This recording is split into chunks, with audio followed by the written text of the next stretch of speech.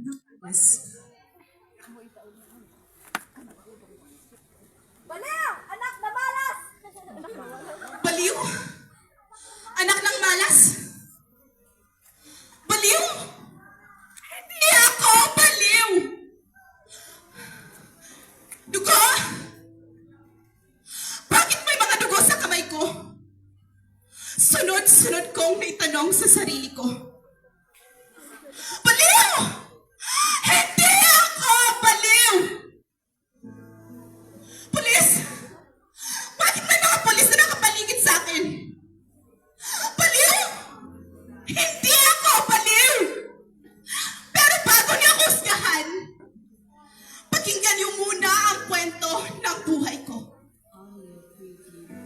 Ako nga pala si Johanna. Tatlo kaming magkakapatid.